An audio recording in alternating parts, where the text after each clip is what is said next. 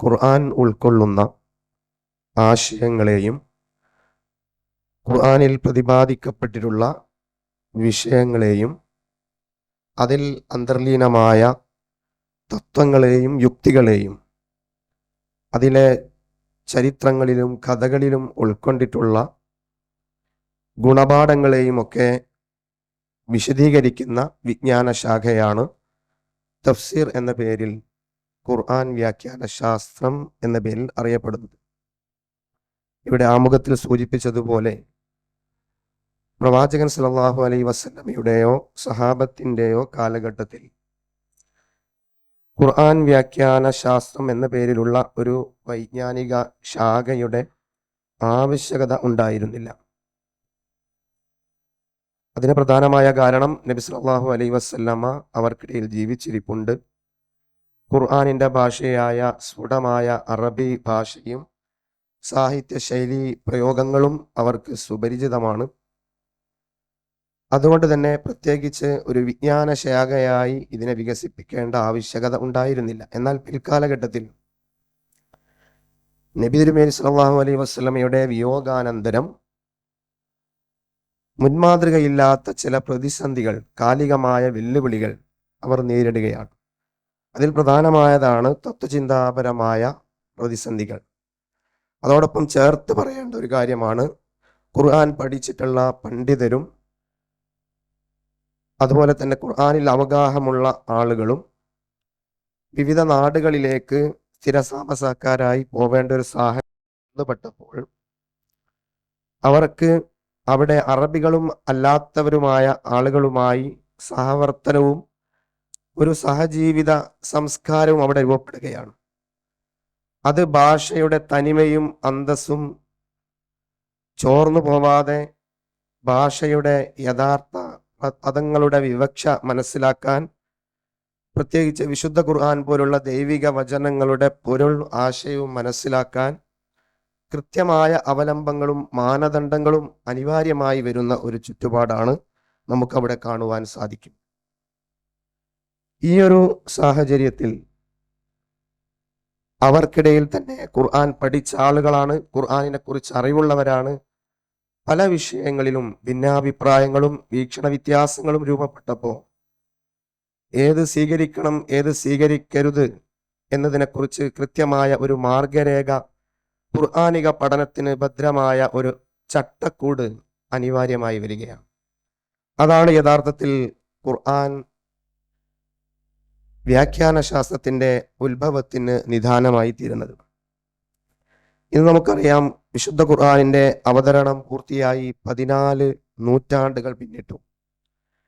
ഈ നീണ്ട ശതകങ്ങൾക്കിടയിൽ ഖുർആനിൻ്റെ വ്യാഖ്യാനങ്ങളും വിശദീകരണങ്ങളുമായി ആയിരക്കണക്കിന് പഠനങ്ങളാണ് പുറത്തു വന്നിട്ടുള്ളത്.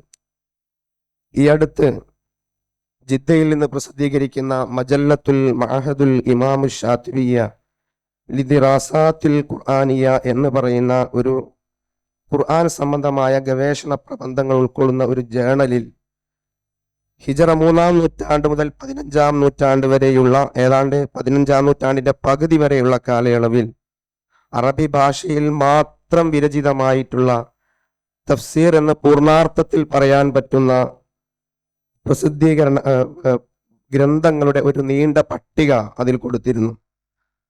അതിൽ തന്നെ ഹിജറ 1400 മുതൽ 1432 വരെ കേവലം 32 വർഷത്തിനുള്ളിൽ അറബിയിൽ വിരചിതമായ തഫ്സീറുകളുടെ എണ്ണം 138 ആണ്.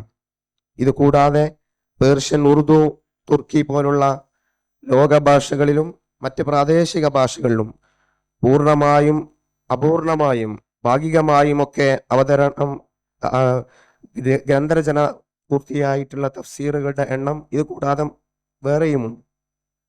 ചുരുക്കി പറഞ്ഞാൽ ഇത്രമേൽ ഖുർആനിൻ്റെ വ്യാഖ്യാനങ്ങൾ, വിശദീകരണങ്ങൾ വൈവിധ്യങ്ങളായി വ്യത്യസ്തങ്ങളായി വരാനുള്ള കാരണം എന്താണ്? ഖുർആനിൻ്റെ ആശയപ്രപഞ്ചം തന്നെയാണ്, ഖുർആൻ മുന്നോട്ട് വെക്കുന്ന പ്രതിപാദ്യ വിഷയങ്ങളുടെ ആശയ വിശാലത തന്നെയാണ് അതിന് കാരണം. അതിൽ പ്രധാനമായി ഊന്നൽ നൽകി നമുക്ക് മനസ്സിലാക്കാൻ സാധിക്കുന്നത് ഖുർആനിൽ പറയപ്പെട്ടിട്ടുള്ള വിജ്ഞാനങ്ങളുടെ വികാസക്ഷമതയാണ്. ഏറെ വിശദീകരിക്കേണ്ട ഒരു ഭാഗമാണത്.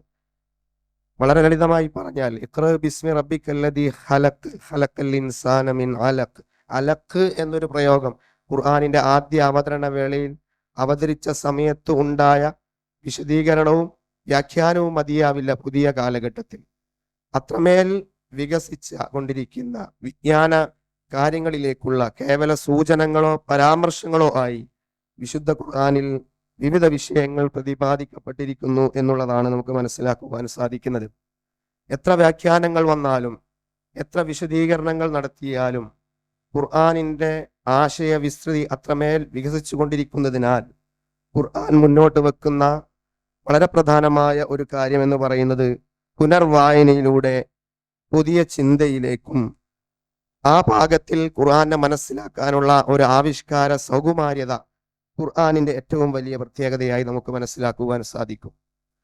ഈ അടുത്ത് തന്നെ മജല്ലത്തുൽ മഅഹദ് ഇമാം ഷാത്തിബി അൽ ദിറാസാത്തുൽ ഖുർആനിയ എന്ന് പറയുന്ന ജേണലിൽ മറ്റൊരു പ്രധാനപ്പെട്ട ലേഖനം വന്നത് വായിച്ചതോർക്കുകയാണ്. അതായത് കേവല സൂചനകളോ പരാമർശങ്ങളോ ആയി വന്നിട്ടുള്ള ഖുർആനിലെ 114 അധ്യായങ്ങളിൽ വിവിധ സ്ഥലങ്ങളിലായി ഖുർആൻ സൂചിപ്പിച്ചിട്ടുള്ള വിഷയങ്ങളിൽ ശാസ്ത്രവിജ്ഞാനങ്ങളായി, അതുപോലെ ശാസ്ത്രവിജ്ഞാനങ്ങളിലേക്കുള്ള സൂചനകളായി എന്നാൽ ഈ കാലഘട്ടത്തിൽ, ആധുനിക കാലഘട്ടത്തിൽ വികസിച്ച ശാസ്ത്രവുമായി ബന്ധപ്പെടുത്തി പറയുമ്പോൾ 70 ശാസ്ത്രവിജ്ഞാന ശാഖകളിലേക്കുള്ള കൃത്യമായ സൂചനകൾ ഖുർആനിലുണ്ട് എന്നുള്ളതാണ് മനസ്സിലാക്കുവാൻ സാധിക്കുന്നത്. പറഞ്ഞു വരുന്നത് ഇത്രമേൽ വ്യാഖ്യാനങ്ങൾക്കും വിശദീകരണങ്ങൾക്കും വലിയ സാധ്യത തുറന്നു വെക്കുന്ന വിശുദ്ധ ഖുർആനിന്റെ ആശയ പ്രപഞ്ചത്തെക്കുറിച്ച് കൂടുതൽ അറിയാൻ ഖുർആൻ വ്യാഖ്യാന ശാസ്ത്രം നമ്മൾ ആ നിലക്ക് സമീപിക്കേണ്ടതുണ്ട്. നിയതമായ ഒരു മാർഗരേഖയില്ലാതെ, ചട്ടക്കൂടില്ലാതെ, രീതിശാസ്ത്രമില്ലാതെ ഖുർആനിനെ സമീപിക്കുന്ന ഒരു രീതിയല്ല, മറിച്ച് കൃത്യമായ മാനദണ്ഡങ്ങളുടെയും ചട്ടക്കൂടിന്റെയും മാർഗരേഖയുടെയും അടിസ്ഥാനത്തിൽ ഖുർആൻ വ്യാഖ്യാനം ഏത് വിധമായിരിക്കണം എന്നതുകൂടി ആധുനിക കാലത്ത് പഠനവിധേയമായിട്ടുണ്ട് എന്നുള്ളതാണ് നമുക്ക് മനസ്സിലാക്കുവാൻ സാധിക്കുന്നത്. ഖുർആൻ വ്യാഖ്യാനത്തിന്റെ രീതിശാസ്ത്രവുമായി ബന്ധപ്പെട്ട കാര്യങ്ങളാണ് ഞാൻ എൻ്റെ ഈ പ്രബന്ധത്തിൽ ഊന്നൽ നൽകി സംസാരിക്കാൻ ഉദ്ദേശിക്കുന്നത്. മൻഹജു തഫ്സീർ എന്നാണ് അതിന് പ്രധാനമായും നമ്മൾ അറബിയിൽ പറയുന്നത്. അൽ ഇത്തിജാഹു തഫ്സീർ എന്നുകൂടിയൊരു പ്രയോഗം നമുക്ക് ഗ്രന്ഥങ്ങളിൽ അതുമായി ബന്ധപ്പെട്ട് കാണുവാൻ സാധിക്കും. ഈ ദിശയിൽ വളർന്നു വന്നിട്ടുള്ള പഠനങ്ങൾ ആധുനിക കാലത്ത് അനവധിയാണ്. പ്രത്യേകിച്ച് ഖുർആൻ വ്യാഖ്യാന രംഗത്തുള്ള രീതിശാസ്ത്രത്തെ വിശദീകരിക്കുന്ന ഗ്രന്ഥങ്ങൾ. എന്താണ് ഖുർആൻ വ്യാഖ്യാന രംഗത്ത് ഇങ്ങനെയൊരു രീതിശാസ്ത്രം ഉണ്ടാവേണ്ട സാഹചര്യം എന്നുകൂടി നമ്മൾ കേവലം മനസ്സിലാക്കേണ്ടതുണ്ട്. അതിന് പ്രധാനമായ കാരണം ഖുർആൻ പഠനം ഏറെ സജീവമായി മുന്നോട്ട് പോവുകയും ഖുർആൻ പഠനവുമായി ബന്ധപ്പെട്ടുകൊണ്ടുള്ള തലത്തിൽ ആളുകൾ സജീവമായി ഇടപെടുകയും ചെയ്യുന്ന ഒരു ചുറ്റുപാടിൽ അവരവരുടെ അഭിപ്രായങ്ങൾക്കും വീക്ഷണഗതികൾക്കും അനുസരിച്ച് കൊണ്ട് ഖുർആനിനെ വ്യാഖ്യാനിക്കാനുള്ള ഒരു ദുർവ്യാഖ്യാന പ്രവണത അവരിൽ കടന്നുകൂടുകയുണ്ടായി. ഷിയ, മുഅ്തസിലി, ഖവാരിജ്, സൂഫി വിഭാഗങ്ങളിൽ നിന്നായി നിരവധി തഫ്സീറുകൾ വന്നിട്ടായി നമുക്ക് കാണുവാൻ സാധിക്കും. ഈ തഫ്സീറുകളിൽ നിരവധി പ്രമാണവുമായി ബന്ധമില്ലാത്ത കാര്യങ്ങൾ വരെ കൂടിക്കലർന്നിട്ടുള്ള, അല്ലെങ്കിൽ അങ്ങനെ കൂടിക്കലർത്താനുള്ള ഒരു ദുഷ്പ്രവണത കണ്ടുവരുന്ന സാഹചര്യത്തിലാണ് ഏത് വിധത്തിലായിരിക്കണം യഥാർത്ഥത്തിൽ തഫ്സീറിനെ സമീപിക്കേണ്ടത് എന്നതിനെക്കുറിച്ചൊരു രീതിശാസ്ത്രം, ഒരു മൻഹജ് ചിട്ടപ്പെടുത്തേണ്ട അനിവാര്യമായ സാഹചര്യം ഉണ്ടാവുന്നത്.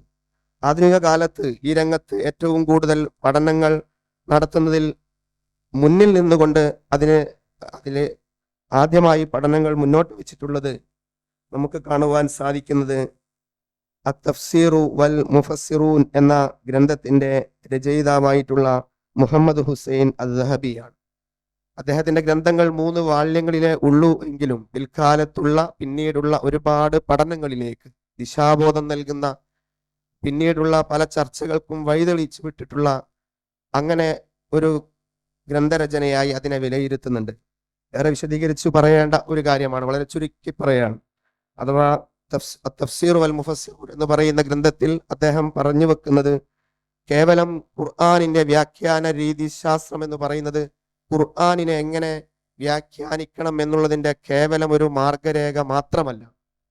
മറിച്ച് ഖുർആൻ പഠിക്കുന്ന ഒരു വ്യക്തി, ഖുർആൻ ഗവേഷണം നടത്തുന്ന ഒരു വ്യക്തി, ഖുർആൻ പ്രബോധനം ചെയ്യുന്ന ഒരു വ്യക്തി ഖുർആനിനെ എങ്ങനെ സമീപിക്കണം എന്നുള്ളതിന്റെ കൃത്യമായ ചട്ടക്കൂടാണ്. ഓരോരുത്തരുടെയും പ്രത്യേകമായ ഊന്നൽ നൽകി പഠിക്കേണ്ട വിഷയങ്ങൾ ഇന്നതാണെന്ന് സെലക്ട് ചെയ്യാനും അതോടൊപ്പം തന്നെ ഖുർആൻ വ്യാഖ്യാനങ്ങളിൽ അറിഞ്ഞോ അറിയാതെയോ കടന്നുകൂടിയിട്ടുള്ള സ്വീകാര്യമോ അല്ലെങ്കിൽ അസ്വീകാര്യമോ ആയിട്ടുള്ള കാര്യങ്ങളെ കൃത്യമായ വേർതിരിവോടുകൂടി മനസ്സിലാക്കാനുമുള്ള ഒരു ചൂണ്ടുപലകയാണ് യഥാർത്ഥത്തിൽ മൻഹജു തഫ്സീർ എന്ന് പറയുന്നത് എന്ന് അദ്ദേഹം പറഞ്ഞു വെക്കുന്നുണ്ട്. ആ അർത്ഥത്തിൽ നമ്മൾ വിലയിരുത്തുമ്പോൾ ഖുർആനിനെ പഠിക്കുന്ന ഏതൊരാൾക്കും ഖുർആനിന്റെ വ്യാഖ്യാന രീതിശാസ്ത്രത്തിന്റെ ബാലപാഠങ്ങൾ കൂടി അറിയേണ്ടതുണ്ട് എന്നുള്ളതാണ് നമുക്ക് മനസ്സിലാക്കുവാൻ സാധിക്കുന്നത്. അദ്ദേഹത്തിന്റെ ആ ഒരു ഗ്രന്ഥരചനയിൽ നിന്ന് നമുക്ക് മനസ്സിലാക്കാൻ കഴിയുന്ന മറ്റൊരു കാര്യം, ഖുർആൻ തഫ്സീറുകളുടെ ഇനങ്ങളെ അദ്ദേഹം 7 എണ്ണമാക്കി ചുരുക്കി അവതരിപ്പിക്കുന്നുണ്ട്. അതിലൊന്നാമത്തേത് നിവേദന പ്രധാനമായ ഹദീസ് ഖുർആൻ തഫ്സീറുകളാണ്. നമ്മൾ അറബിയിൽ അതിന് തഫ്സീറും ബിൽ റിവായ എന്നോ തഫ്സീറും ബിൽ മഅ്സൂർ എന്നോ ആണ് പറയാറുള്ളത്. രണ്ടാമത് ഇസ്രായേലി കഥകൾക്ക് പ്രാധാന്യം നൽകിയിട്ടുള്ള തഫ്സീറുകളാണ്. മൂന്നാമത് ബൗദ്ധികമായ തത്വശാസ്ത്ര സംബന്ധമായ ചർച്ചകൾക്ക് പ്രാമുഖ്യം നൽകി രചിക്കപ്പെട്ടിട്ടുള്ള തഫ്സീറുകളാണ്. നാലാമത്തെ ഇനം കർമ്മശാസ്ത്ര വിഷയങ്ങളെ വിശകലനം ചെയ്തുകൊണ്ടുള്ള തഫ്സീറുകളാണ്. മറ്റൊന്ന് അറബി ഭാഷയുടെ വ്യാകരണ ശാസ്ത്രവുമായി ബന്ധപ്പെട്ടിട്ടുള്ള വിഷയങ്ങൾക്ക് ഊന്നൽ നൽകി ഖുർആനിക വചനങ്ങളുടെ പൊരുളും ആശയവും വിശദീകരിക്കുന്ന തഫ്സീറുകളാണ്. മറ്റൊന്ന് ഖുർആനിൽ പ്രതിപാദിക്കപ്പെട്ടിട്ടുള്ള ശാസ്ത്ര വിജ്ഞാനങ്ങളുടെ പ്രാധാന്യത്തെ ഫോക്കസ് ചെയ്യുന്ന ഖുർആനിക തഫ്സീറുകളാണ്. ഏറ്റവും ഒടുവിലത്തേത് പ്രബോധനപരവും പ്രാസ്ഥാനികപരവുമായ ലക്ഷ്യങ്ങളെ മുൻനിർത്തിക്കൊണ്ട് രചിക്കപ്പെട്ടിട്ടുള്ള തഫ്സീറുകളാണ്. ഒരു വിശദീകരണമില്ലാതെ തന്നെ ഈ തഫ്സീറുകളുടെയൊക്കെ സ്പേസ് എന്താണ് എന്ന് കൃത്യമായി നമുക്ക് മനസ്സിലാക്കുവാൻ സാധിക്കും. ഞാൻ അതിലെ ആദ്യ ഭാഗം മാത്രം എടുത്തുകൊണ്ട് 1-2 അതിലെ ഉദാഹരണങ്ങൾ പറഞ്ഞുകൊണ്ട് അവസാനിപ്പിക്കാം. നിവേദന പ്രധാനമായ തഫ്സീറും ബി റിവായ എന്ന് പറയുന്ന ഹദീസുകളിൽ ഏറ്റവും കൂടുതൽ പ്രാധാന്യത്തോടു കൂടി നമ്മളൊക്കെ പരിഗണിച്ചു വരുന്നത്, മുൻകാല പ്രാമാണികരായ പണ്ഡിതന്മാരൊക്കെ പരിഗണിച്ചു വരുന്നത്, ഇമാം ഇബ്നു ജരീർ അത്വബരി രചിച്ചിട്ടുള്ള തഫ്സീർ ജാമി ഉൽ ബയാൻ അൻ തഅ്വീലി ആയിൽ ഖുർആൻ എന്ന് പറയുന്ന തഫ്സീറാണ്. ഈ തഫ്സീറിൽ അദ്ദേഹം 30 വാള്യങ്ങളിലായിട്ടാണ് ഖുർആനിന്റെ വ്യാഖ്യാനം നിർവഹിക്കുന്നത്. തഫ്സീറുൽ കബീർ എന്ന പേരിലും തഫ്സീർ ഇബ്നു ജരീർ അത്വബരി, തഫ്സീർ ഉത്വബരി എന്ന പേരിലും ഒക്കെ തന്നെ അറിയപ്പെടുന്ന ഈ തഫ്സീർ 30 വാല്യങ്ങളുള്ള ബൃഹത്തായ തഫ്സീർ പാശ്ചാത്യ ലോകത്ത് ഇസ്ലാമിന്റെ വിമർശകരായ ആളുകൾ പോലും ഈ തഫ്സീറിനെ പരിചയപ്പെടുത്തുന്നത് തഫ്സീർ രംഗത്തുള്ള ഒരു എൻസൈക്ലോപീഡിയ, ഒരു വിശ്വവിജ്ഞാന കോശം എന്ന നിലക്കാണ്. അതിനർത്ഥം ഖുർആനിക വിജ്ഞാനങ്ങളിലേക്കുള്ള ആധികാരികമായിട്ടുള്ള പ്രമാണബദ്ധമായുള്ള വിശദീകരണത്തിന്റെ ഒരു സ്രോതസ് എന്ന നിലക്ക് അതിനെ പരിഗണിക്കുന്നു എന്നുള്ളതാണ്. എന്നിരുന്നാലും നമുക്കതിൽ കാണുവാൻ സാധിക്കുന്നത് ദുർബലമായിട്ടുള്ള പല റിവായത്തുകളും ഇസ്രായേലിയാത്തുകളും ഈ തഫ്സീറിൽ ഉൾപ്പെട്ടിട്ടുണ്ട് എന്നുള്ളതിനെ ഒന്നിലേറെ ആളുകൾ തന്നെ അഭിപ്രായം പറഞ്ഞിട്ടുള്ള അവരുടേതായ ലേഖനങ്ങളും നമുക്ക് കാണുവാൻ സാധിക്കും. അതുകൊണ്ട് തന്നെയാണ് ഡോക്ടർ സലാഹ് അബ്ദുൽ ഫത്താഹ് ഖാലിദി തഫ്സീർ തബരി തഖ്രീബ് വ തശ്ദീബ് എന്ന പേരിൽ ഈ ഒരു തഫ്സീറിന് 7 വാള്യങ്ങളിലായിക്കൊണ്ട് ഒരു ഹുരാസ, ഒരു സംഗ്രഹീത പതിപ്പ്, ഒരു സമ്മറി അദ്ദേഹം രചിക്കുകയുണ്ടായി. ഇത് രണ്ടും ചേർത്ത് വെച്ചുകൊണ്ട് തബരിയുടെ തഫ്സീറിനെ വായിക്കണം എന്നുള്ളതാണ് പിൽക്കാലഘട്ടത്തിൽ ഈ തഫ്സീറിന്റെ മൻഹജുമായി പഠനം നടത്തിയിട്ടുള്ള ആളുകളുടെ നിരൂപണ പഠനങ്ങളിൽ നിന്ന് നമുക്ക് മനസ്സിലാക്കുവാൻ സാധിക്കുന്നത്. എന്തായിരുന്നു ഇമാം ഇബ്നു ജരീർ അത്വബരി ഈ വിഷയവുമായി ബന്ധപ്പെട്ട് അഥവാ തന്റെ തഫ്സീർ രചനയിൽ സ്വീകരിച്ച രീതിശാസ്ത്രം എന്നുകൂടി പറയാം. അദ്ദേഹം പറഞ്ഞു വെക്കുന്നത്, ഇമാം ഇബ്നു ജരീർ അത്വബരി തന്റെ തഫ്സീറിന്റെ വിഷയങ്ങൾ നോക്കിക്കാണുന്ന കാര്യത്തിൽ അദ്ദേഹം 3 തലത്തിലൂടെയാണ് തഫ്സീർ രചനയെ സമീപിക്കുന്നത്. അതിലൊന്ന്, അള്ളാഹുവിന് മാത്രം അറിയാവുന്ന വിഷയങ്ങൾ ഖുർആനിൽ അള്ളാഹു അതിലേക്കുള്ള പരാമർശങ്ങൾ ദൈവദൂതനായ മുഹമ്മദ് നബി സല്ലല്ലാഹു അലൈഹി വസല്ലമയുടെ അന്ത്യനാൾ വരെയുള്ള മുഴുവൻ മനുഷ്യർക്ക് നൽകിയിട്ടുണ്ട്. അത് മനുഷ്യൻ വിശ്വസിക്കേണ്ടതാണ്, വിശ്വാസികൾ വിശ്വസിക്കേണ്ട കാര്യങ്ങളാണ്. പക്ഷെ അതിൻ്റെ യഥാർത്ഥത്തിലുള്ള ഉദ്ദേശം അള്ളാഹുവിന് മാത്രം അറിയുന്നതാണ്. അള്ളാഹുവിന് മാത്രം അറിയാവുന്ന അത്തരത്തിലുള്ള കാര്യങ്ങളെ, ഉദാഹരണം അന്ത്യനാളിൻ്റെ സംഭവ്യതയുമായി ബന്ധപ്പെട്ടുകൊണ്ട്, കാഹളമൂത്തുവുമായി ബന്ധപ്പെട്ട കാര്യങ്ങൾ, ഇതിനെക്കുറിച്ചുള്ള വിശദീകരണങ്ങൾ ഖുർആനിൻ്റെ വചനങ്ങളായി തന്നെ മറ്റ് ഭാഗങ്ങളിൽ വിശദീകരിച്ചിട്ടുണ്ടെങ്കിൽ അത് സ്വീകരിക്കാം എന്നതല്ലാതെ നമ്മുടേതായിട്ടുള്ള നിഗമനങ്ങളോ അഭിപ്രായങ്ങളോ വീക്ഷണങ്ങളോ വ്യാഖ്യാനത്തിൻ്റെ ഒരു പരിധിയിൽ വരാൻ പാടില്ല എന്ന് അദ്ദേഹം നിർബന്ധം പറയുന്നുണ്ട്. രണ്ടാമതായി അദ്ദേഹത്തിൻ്റെ രീതി, നബി സല്ലല്ലാഹു അലൈഹി വസല്ലമ അറിയിച്ചു തന്നിട്ടുള്ള വിശദീകരണങ്ങളായി വന്നിട്ടുള്ള ഒരുപാട് കാര്യങ്ങൾ ഖുർആനിൽ കേവല സൂചനകളോ പരാമർശങ്ങളോ ആണ്. ഉദാഹരണം സൂറത്തുൽ മാഇദയിലെ 2-ാമത്തെ വചനത്തിൽ പറയുന്നുണ്ട്, ഹുരിമത്ത് അലൈക്കുമുൽ മൈതതു വദ്ദമു വലഹ്മുൽ ഖിൻസീർ. ദീർഘമായ ആയത്തിൽ നിഷിദ്ധമാക്കിയ കാര്യങ്ങൾ എണ്ണി പറയുന്നതിൽ മൈത്തത്തിനെ കുറിച്ച് പറയുന്നുണ്ട്, ശവം. പക്ഷെ അതിൻ്റെ വിശദീകരണങ്ങളായി നബി സല്ലല്ലാഹു അലൈഹി വസല്ലം നമുക്ക് പറഞ്ഞു തന്നിട്ടുണ്ട്. അതിൽ നിന്ന് ഒഴിവായിട്ടുള്ള മൈത്തത്തിൽപ്പെടുന്ന കാര്യങ്ങൾ, അഥവാ മത്സ്യം, ജറാദ്, വെട്ടുകിളിയുടെയും അതേപോലെ തന്നെ മത്സ്യത്തിൻ്റെയും മൈത്തത്ത്, അത് ശവ അവസ്ഥയിൽ തന്നെ മനുഷ്യനെ ഭക്ഷിക്കാം എന്ന് പറയുന്നുണ്ട്. ഖുർആനിൽ അതിൻ്റെ സൂചനയില്ല. പക്ഷേ ഖുർആനിൽ നിന്നുള്ള അതിൻ്റെ ഭാഗത്തിനെ വിശദീകരിക്കുന്നതിന് റസൂൽ സല്ലല്ലാഹു അലൈഹി വസല്ലമയുടെ വചനങ്ങളിൽ നിന്ന് നമ്മൾ അതിൽ നിന്ന് മനസ്സിലാക്കുകയാണ്. മൂന്നാമതായി ഇബ്നു ജരീർ അത്വബരി വിശദീകരിക്കുന്നത് തൻ്റെ ഖുർആൻ വ്യാഖ്യാന രചനയുടെ രീതിശാസ്ത്രമായി അദ്ദേഹത്തിൻ്റെ പഠനങ്ങളിൽ നിന്നും വായിക്കാൻ സാധിക്കുന്നത്, അറബി ഭാഷയുടെ വ്യാകരണ നിയമങ്ങൾ അറിയുന്ന ആളുകൾ അവലംബമാക്കിയ സ്രോതസ്സിനെ ഉപയോഗപ്പെടുത്തിക്കൊണ്ട്, അല്ലെങ്കിൽ അവർ പറഞ്ഞു വെച്ച അഭിപ്രായങ്ങളെ മുൻനിർത്തിക്കൊണ്ട് ഖുർആനിലെ പദാവലികളെയും ശൈലി പ്രയോഗങ്ങളെയും സാന്ദർഭികാർത്ഥങ്ങളെയും മനസ്സിലാക്കുവാൻ ശ്രമിച്ചാൽ ഖുർആനിനെ തെറ്റായി വായിക്കപ്പെടുന്ന അവസ്ഥ ഒരു പരിധിവരെ ഒഴിവാക്കാൻ സാധിക്കും എന്നുള്ളതാണ്. അതിന് ഉദാഹരണങ്ങളിലേക്ക് കടക്കുന്നില്ല. തഫ്സീർ ഇബ്നു ജരീർ അത്വബരിക്ക് ശേഷം തഫ്സീറിനെ നമ്മൾ പഠിക്കുന്ന സമയത്ത് ഖുർആന്റെ ഭാഗങ്ങളെ ഖുർആനെ കൊണ്ട് തന്നെ തഫ്സീർ ചെയ്യണം എന്ന് പറയുന്നൊരു ആശയഗതി ഏറ്റവും കൂടുതൽ പ്രൊമോട്ട് ചെയ്തത്, അല്ലെങ്കിൽ ഏറ്റവും കൂടുതൽ മുന്നോട്ട് വെച്ച് തഫ്സീർ രചന നടത്തിയത് ഇമാം ഇബ്നു കസീർ ആണെന്ന് നമുക്ക് മനസ്സിലാക്കുവാൻ സാധിക്കും. അദ്ദേഹത്തിന്റെ തഫ്സീർ രചനയുടെ രീതിശാസ്ത്രം എന്തായിരുന്നു എന്നുള്ളത് ഏറെ വിശദീകരിക്കേണ്ടതില്ല. നേരത്തെ സൂചിപ്പിച്ചതുപോലെ അവർക്ക് ലഭിക്കാവുന്ന സ്രോതസ്സുകളിൽ നിന്ന് ഖുർആൻ വ്യാഖ്യാന രചനകൾക്ക് വേണ്ടിയിട്ടുള്ള പ്രമാണങ്ങളെ തിരയുമ്പോൾ ഖുർആൻ വ്യാഖ്യാന രചനകളായിക്കൊണ്ട് അല്ലെങ്കിൽ വിശദീകരണങ്ങളായിക്കൊണ്ട് അവർ പറഞ്ഞു വെച്ച കാര്യങ്ങളിൽ ചെറിയ അളവിലെങ്കിലും ദുർബലമായ കാര്യങ്ങൾ തഫ്സീർ ഇബ്നു കസീറിലും ഉൾപ്പെട്ടിട്ടുണ്ട് എന്നുള്ളത് ഒരു യാഥാർത്ഥ്യമാണ്. അതുകൊണ്ട് തന്നെയാണ് മുഹമ്മദ് അലി അസ്വാബൂനിയെ പോലെയുള്ള പിൽക്കാലത്തുള്ള പണ്ഡിതന്മാർ തഫ്സീർ ഇബ്നു കസീറിന്റെ ഖുലാസ ചെറിയ വാള്യങ്ങളിൽ 3 വാള്യങ്ങളിലായിക്കൊണ്ട് പുറത്തിറക്കിയിട്ടുള്ളത്.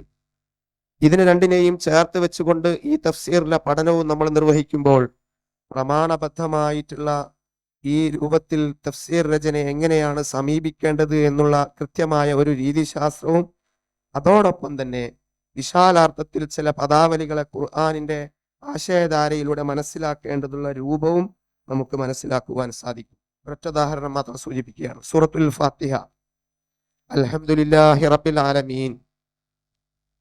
അൽഹംദുലില്ലാഹി റബ്ബിൽ ആലമീൻ എന്നുള്ള ആ വചനത്തിൽ റബ്ബുൽ ആലമീൻ അള്ളാഹുവിന്റെ റുബൂബിയ്യത്തിനെ കുറിച്ചാണ് പറയുന്നത്. അള്ളാഹുവിന്റെ റുബൂബിയ്യത്തിന്റെ ബാക്കി ഭാഗം വിശദീകരണം മനസ്സിലാക്കുന്നത് സൂറത്തുൽ അഅലയിലെ ആദ്യ ഭാഗങ്ങളിലാണ്. സബ്ബിഹിസ്മ റബ്ബിക്കൽ അഅല അല്ലദീ ഖലഖ ഫസവ്വ വല്ലദീ ഖദ്ദറ ഫഹദ. അള്ളാഹുവിന്റെ സൃഷ്ടിപ്പ്, ആ സൃഷ്ടിപ്പിൽ തന്നെയുള്ള തസ്വിയത്ത്, ആ സൃഷ്ടിപ്പിന്റെയും തസ്വിയത്തിന്റെയും ഭാഗമായി കൊണ്ടുള്ള വിധി നിർണയങ്ങൾ, അതുപോലെ മറ്റു കാര്യങ്ങളിലേക്കൊക്കെ സൂചന നൽകുന്ന ആയത്തുകൾ നേരത്തെ പറഞ്ഞ സൂറത്തുൽ ഫാത്തിഹയിലെ ആദ്യ ഭാഗങ്ങളുടെ വിശദീകരണം എന്നോണം വന്നതാണ്. അതുപോലെ സൂറത്തുൽ ഫാത്തിഹയിൽ തന്നെ അവസാന ഭാഗത്ത് വന്നിട്ടുള്ള സിറാത്തുല്ലദീന അൻഅംത അലൈഹിം, നീ അനുഗ്രഹിച്ചവരുടെ പാതയിൽ ഞങ്ങൾ നീ ചേർക്കണമേ എന്നുള്ള ആ ഒരു വചനത്തിൽ അടങ്ങിയിട്ടുള്ള ആശയം അതിന്റെ വിശദീകരണം വരുന്നത് സൂറത്തു നിസായിലെ 69-ാമത്തെ വചനത്തിലാണ്. ആയത്ത് ഞാൻ പൂർണ്ണമായി പാരായണം ചെയ്യുന്നില്ല. മയ്യുത്വ ഇല്ലാഹ വർ റസൂല ഫഉലൈക മഅല്ലദീന അൻഅമ അല്ലാഹു അലൈഹിം മിനൻ നബിയ്യീന വസ്സിദ്ദീഖീന വശുഹദാഇ വസ്സാലിഹീൻ വഹസുന ഉലൈക റഫീഖ എന്ന് പറയുന്ന ആയത്തിൽ ആരാണ് അള്ളാഹു അനുഗ്രഹിച്ച ഒരു കൂട്ടർ എന്നുള്ളതിന്റെ ഒരു വിശദീകരണം എന്നോണം വരുന്നതാണ്. ഇങ്ങനെ എണ്ണി എണ്ണി പറയുകയാണെങ്കിൽ ഒരുപാട് ആ രൂപത്തിലുള്ള അദ്ദേഹം വിശദീകരിച്ച ഒരു രീതി നമുക്ക് മനസ്സിലാക്കുവാൻ സാധിക്കും. ചുരുക്കത്തിൽ തഫ്സീറുകളുടെ വിശദീകരണത്തിൽ ഇമാം ഇബ്നു കസീർ സ്വഹാബികളിൽ ഏറ്റവും പ്രമുഖനായിട്ടുള്ള ഇമാം ഇബ്നു അബ്ബാസ് റളിയല്ലാഹു അൻഹുവിന്റെ തഫ്സീറിന്റെ രീതിയെയും അവലംബിക്കുന്നുണ്ട്. ഇമാം ഇബ്നു അബ്ബാസ് റളിയല്ലാഹു അൻഹു എന്ത് രീതിയിലൂടെയായിരുന്നു ഖുർആന്റെ വ്യാഖ്യാനത്തെ കണ്ടിരുന്നത് എന്ന് ചോദിച്ചാൽ അദ്ദേഹത്തിന്റെ ഖുർആൻ വ്യാഖ്യാന രീതിശാസ്ത്രത്തിന്റെ സവിശേഷതയെ രണ്ട് പ്രധാനപ്പെട്ട പോയിന്റിൽ ഊന്നിക്കൊണ്ട് നമുക്ക് പറയുവാൻ സാധിക്കും. അതിലൊന്ന് അദ്ദേഹം തന്റെ വ്യാഖ്യാനത്തിൽ സ്വീകരിച്ച യുക്തിഭദ്രതയാണ്. യസ്അലൂനക അനിർ റൂഹ് ഖുലിർ റൂഹു മിൻ അംരി റബ്ബി. മരിച്ചു പോകുന്നതോടുകൂടി ഒരാളുടെ ആത്മാവ് എങ്ങോട്ട് പോകുന്നു എന്നുള്ളൊരു ചോദ്യം ഒരു ചോദ്യകർത്താവ് എന്ന് ചോദിക്കുകയാണ്. ആ സമയത്ത് ഇമാം ഇബ്നു അബ്ബാസ് റളിയല്ലാഹു അൻഹു ഖുർആനിൽ നിന്നുള്ള ഏതെങ്കിലും ഭാഗമോ ഹദീസിലെ ഏതെങ്കിലും വചനമോ എടുത്ത് ഉദ്ധരിക്കാതെ ആ ചോദ്യകർത്താവിന്റെ സംശയ നിവർത്തിക്ക് വേണ്ടി അദ്ദേഹം ചെയ്യുന്നത് കത്തിക്കൊണ്ടിരിക്കുന്ന ഒരു വിളക്കിനെ നീ ഒന്ന് കെടുത്തുക, ആ വിളക്ക് കെട്ടുപോകുമ്പോൾ അതിന്റെ തീനാളം എവിടെ പോകുന്നു എന്നൊരു മറുചോദ്യം ആ ചോദ്യകർത്താവിനോട് അദ്ദേഹം ചോദിക്കുകയാണ്. ഇതോടുകൂടി തന്നെ ആ ചോദ്യകർത്താവിന്റെ സംശയം അവിടെ ദൂരീകരിക്കപ്പെടുകയാണ്. ചുരുക്കി പറഞ്ഞാൽ യുക്തിഭദ്രമായ സമീപനത്തിലൂടെ ഖുർആനിന്റെ ആശയങ്ങളെ വിശദീകരിക്കുന്ന ഒരു ശൈലിയും സമീപനവും അദ്ദേഹം സ്വീകരിച്ചതായി നമുക്ക് മനസ്സിലാക്കുവാൻ സാധിക്കും. അതോടൊപ്പം തന്നെ ഭാഷാപരമായ ഘടനയും അതിന്റെ ക്രമീകരണവും ഖുർആനിൽ എങ്ങനെയാണോ പ്രയോഗിച്ചിട്ടുള്ളത് ആ ഒരു ക്രമീകരണത്തിന്റെയും ഭാഷയുടെ സ്രോതസ്സിന്റെ ആധാരങ്ങൾ അവലംബമാക്കിയും ഖുർആനിന്റെ പദാവലികളെ മനസ്സിലാക്കാനുള്ള ഒരു നിർബന്ധ ബുദ്ധി ഇമാം ഇബ്നു അബ്ബാസ് റളിയല്ലാഹു അൻഹു കാണിച്ചിരുന്നു എന്ന് ഒരുപാട് ഉദാഹരണങ്ങളിൽ നമുക്ക് മനസ്സിലാക്കുവാൻ സാധിക്കും. ഖുർആനിൽ തന്നെ വന്നിട്ടുള്ള സൂറത്തുൻ നജ്മിൽ വന്നിട്ടുള്ള കുറെ പദങ്ങൾ, അതുപോലെ മറ്റ് സൂറത്തുകളിൽ വന്നിട്ടുള്ള ബനാൻ, മഹ്മസത്ത്, ഇസീൻ, അഖ്ദ, ഈ പദങ്ങളുടെയൊക്കെ ആശയങ്ങളുടെ അർത്ഥങ്ങൾ പരിശോധിക്കുമ്പോൾ ഒരു നിഘണ്ടുവിലോ അല്ലെങ്കിൽ ഇതിന്റെ അർത്ഥങ്ങൾ തിരയാൻ മറ്റേതെങ്കിലും സ്രോതസ്സിലോ നമ്മൾ പോയി കിട്ടുന്നതിനേക്കാൾ ഏറ്റവും ശുദ്ധമായ അർത്ഥം ലഭിക്കുന്നതിന് വേണ്ടി ഗ്രാമീണരായ അറബികളുടെ സംസാര ശൈലി മനസ്സിലാക്കിക്കൊണ്ട് അതിൽ നിന്ന് അതിന്റെ അർത്ഥം ഗ്രഹിക്കണമെന്ന് ഇമാം ഇബ്നു അബ്ബാസ് റളിയല്ലാഹു അൻഹു പറയുന്നുണ്ട്. അതിന് അദ്ദേഹം അവലംബമാക്കുന്നത് കൂടുതലായും ജാഹിലിയ കാലഘട്ടത്തിൽ രചിക്കപ്പെട്ടിട്ടുള്ള അറബി കവിതകളെയാണ് എന്ന് മനസ്സിലാക്കുവാൻ സാധിക്കും. അശ്ശിഅ്റു ദീവാനുൽ അറബ്, കവിത അറബികളുടെ മുഴുവൻ വൃത്താന്തങ്ങളുടെയും ഒരു ക്രോഡീകൃത രേഖയാണ് എന്നുള്ള ഒരു ചർച്ച സാഹിത്യ ഗ്രന്ഥങ്ങളിലൊക്കെ ഉണ്ട്. അതിന്റെ അടിസ്ഥാനത്തിൽ അദ്ദേഹം കവിതകൾ അവലംബമാക്കി ഖുർആനിന്റെ ആശയങ്ങളെ വിശദീകരിക്കുന്നുണ്ട്. പറഞ്ഞു വരുന്നത് ഖുർആനിന്റെ ആശയങ്ങളെ മനസ്സിലാക്കുന്നതിന് വേണ്ടി പൂർവികരായ ഈ പണ്ഡിതന്മാരും അതിനു മുമ്പേയുള്ള ഉത്തമ നൂറ്റാണ്ടിൽപ്പെട്ട ഇബ്നു അബ്ബാസ് അടക്കമുള്ള സ്വഹാബികളും സ്വീകരിച്ചിട്ടുള്ള ആ ഒരു മാനദണ്ഡവും കൃത്യമായിട്ടുള്ള മാർഗരേഖയും ഖുർആൻ വ്യാഖ്യാന രീതിശാസ്ത്രത്തിന്റെ എക്കാലഘട്ടത്തിലും അനുവർത്തിക്കപ്പെടാവുന്ന പിന്തുടരാവുന്ന മാർഗരേഖയായി നമുക്ക് മനസ്സിലാക്കുവാൻ സാധിക്കും. ആധുനിക പണ്ഡിതന്മാരിൽ ഖുർആൻ വ്യാഖ്യാതാക്കളിൽ ഏറ്റവും നമ്മൾ എടുത്തു പറയുന്ന ഒരു പണ്ഡിതനാണ് തഫ്സീറുൽ മനാറിന്റെ രചയിതാവ് കൂടിയായ തഫ്സീർ റഷീദുരിള, ഇമാം റഷീദുരിള. സയ്യിദ് റഷീദുരിളയുടെ തഫ്സീർ രചനയുടെ രീതിശാസ്ത്രം എന്തു എന്ന് ചോദിച്ചാൽ അദ്ദേഹത്തിന്റെ തന്നെ തഫ്സീറിന്റെ ആമുഖം മുഖദ്ദിമത്തു തഫ്സീറുൽ മനാർ എന്ന് പറയുന്ന ഗ്രന്ഥത്തിൽ അതിനെക്കുറിച്ച് വളരെ സംക്ഷിപ്തമായി എന്നാൽ വളരെ ഗഹനമായി തന്നെ പ്രതിപാദിച്ച് അദ്ദേഹം പോകുന്നുണ്ട്. അതിൽ നിന്ന് വായിച്ചെടുക്കാൻ സാധിക്കുന്ന കാര്യങ്ങളുടെ 1-2 പോയിന്റ് മാത്രം ഞാൻ ഇവിടെ സൂചിപ്പിക്കുകയാണ്. അദ്ദേഹം പറഞ്ഞു വെക്കുന്നത് ഖുർആനിന്റെ ആശയത്തിന് 3 തരത്തിലുള്ള സൗന്ദര്യങ്ങളുണ്ട്. 3 തരത്തിലുള്ള സൗന്ദര്യം എന്ന് പറയുമ്പോൾ അതിലൊന്ന് ഭാഷാപരമായ സൗന്ദര്യമാണ്, അൽ ജമാലുൽ ലുഗവി എന്ന് പറയുന്നു. മറ്റൊന്ന് അതിന്റെ ആശയപരമായ സൗന്ദര്യമാണ്, ജമാലു അൽ ഇൽമി അല്ലെങ്കിൽ ജിമാലുൽ മാനവി എന്നൊക്കെ പറയാം. മൂന്നാമതായി കൊണ്ട് പറയുന്നത് അൽ ജമാലു തർബവി എന്നുള്ളതാണ്. ഖുർആനിന്റെ ശിക്ഷണപരമായ സൗന്ദര്യം എന്നുള്ളതാണ്. യഥാർത്ഥത്തിൽ ഈ 3 സൗന്ദര്യങ്ങളുടെയും അർത്ഥതലങ്ങളിലേക്ക് ആഴ്ന്നിറങ്ങിക്കൊണ്ട് ഖുർആനിനെ വായിക്കേണ്ടതിന്റെ അനിവാര്യത ബോധ്യപ്പെടുത്തുന്ന രൂപത്തിൽ ഒരു സമൂഹത്തിന്റെ പഠനം അല്ലെ സമൂഹത്തിന്റെ കാലികമായ വായന നടത്തിക്കൊണ്ട് തഫ്സീറിനെ പഠിക്കണം എന്നാണ്, അല്ലെങ്കിൽ തഫ്സീറിനെ സമീപിക്കണം എന്നൊരു രീതിശാസ്ത്രമാണ് തഫ്സീറുൽ മനാറിന്റെ രചയിതാവായ സയ്യിദ് റഷീദ് റിള മുന്നോട്ട് വെക്കുന്നത്. അദ്ദേഹം മുന്നോട്ട് വെക്കുന്ന മറ്റുള്ള കാര്യങ്ങൾ തന്നെ വിശദീകരിക്കേണ്ടതായതുകൊണ്ട് സമയപരിമിതി കൊണ്ട് ഞാനിവിടെ ചുരുക്കുകയാണ്. ഏറ്റവും അവസാനമായി മനസ്സിലാക്കേണ്ടതുണ്ട്, സയ്യിദ് റഷീദ് തന്നെ പറഞ്ഞു വെക്കുന്നുണ്ട്, അദ്ദേഹത്തിന്റെ ഗുരുവര്യനായ ഷെയ്ഖ് മുഹമ്മദ് അബ്ദുവിന്റെ വാക്കിനെ കടമെടുത്തുകൊണ്ട് അദ്ദേഹം പറയുന്നുണ്ട്, ഒരു വ്യക്തി മരണപ്പെട്ടു പോകുമ്പോൾ അദ്ദേഹത്തോട് ചോദിക്കുന്ന, മരണപ്പെട്ടതിന് ശേഷം അഭിമുഖീകരിക്കേണ്ട ചോദ്യങ്ങളിൽ പ്രധാനപ്പെട്ടതാണ് കിട്ടിയ അറിവ് വെച്ച്, കിട്ടിയ ഇൽമ് വെച്ച് എന്ത് പ്രവർത്തിച്ചു എന്നുള്ളത്. ഖുർആൻ എങ്ങനെ മനസ്സിലാക്കി, ഖുർആൻ ഏത് വിധത്തിൽ പഠിച്ചു, ആ പഠിച്ചറിഞ്ഞ ഖുർആനിനെ ഏത് രൂപത്തിൽ പ്രാവർത്തികമാക്കി എന്നുള്ളൊരു ചോദ്യമുണ്ട്. തീർച്ചയായും ഖുർആനിൽ നിന്ന് ഏത് ഭൗതിക നിലവാരത്തിലുള്ള ആളുകളും ഉൾക്കൊള്ളേണ്ട ഒരു സന്മാർഗ ബോധമുണ്ട്. ആ സന്മാർഗ ബോധം നുകരാനും അത് മറ്റുള്ളവർക്ക് പകരാനും സാധിക്കണമെങ്കിൽ ഖുർആനിനെ ഈ ഒരു അർത്ഥതലത്തിലൂടെ നമ്മൾ പഠിക്കേണ്ടതുണ്ട്. തീർച്ചയായും പ്രമാണബദ്ധമായി ഖുർആനിനെ വിശദീകരിച്ചിട്ടുള്ള പൂർവകാല പണ്ഡിതന്മാരുടെയും സച്ചരിതരായ സഹാബികളുടെയും മാർഗരേഖ പിന്തുടരുന്നതോടൊപ്പം തന്നെ പുതിയ കാലഘട്ടത്തിന്റെ കാലിക വായന നടത്തിക്കൊണ്ട് ഖുർആനിന്റെ വ്യാഖ്യാനങ്ങളും വിശദീകരണങ്ങളും അർത്ഥതലങ്ങളും ഉൾക്കൊള്ളാനും ആ വഴിക്ക് ഗ്രന്ഥരചന നടത്തുവാനും അങ്ങനെ ഖുർആനിന്റെ വിശകലന സ്വഭാവത്തിലും വിഷയാധിഷ്ഠിത സ്വഭാവത്തിലും ഖുർആനിനെ ആഴത്തിൽ പഠിക്കാൻ കൂടി ഈ ഒരു ചർച്ച ഉപകരിക്കട്ടെ എന്ന് മാത്രം സൂചിപ്പിച്ചുകൊണ്ട് വിഷയത്തിന്റെ ബാക്കി ഭാഗങ്ങൾ ഇൻഷാ അല്ലാഹ് നമ്മുടെ പ്രബന്ധത്തിൽ സൂചിപ്പിച്ചതുകൊണ്ട് ഈ വിഷയ സമയപരിമിതി കൊണ്ട് ഇവിടെ അവസാനിപ്പിക്കുന്നു. വആഖിറു ദഅവാന അനിൽ ഹംദുലില്ലാഹി റബ്ബിൽ ആലമീൻ. അസ്സലാമു അലൈക്കും വറഹ്മത്തുള്ളാഹി വബറകാതുഹു.